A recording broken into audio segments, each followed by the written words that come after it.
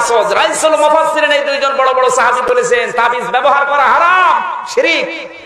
তাবিজ ঝুলা এতগুলা করে তাবিজ, গলা এতটি, হাতে এতটি, এদিকে এতটি, আবার কোমর এতটি, তাবিজের ভারেই তো পোলায় অসুস্থ হয়ে যাবে। কোরআন মাজিদ দিয়ে যদি তাবিজ লিখে দেয় তবে হুজুর মুশরিক, আর কাজ শিরক, বিনিময় জাহান্নাম।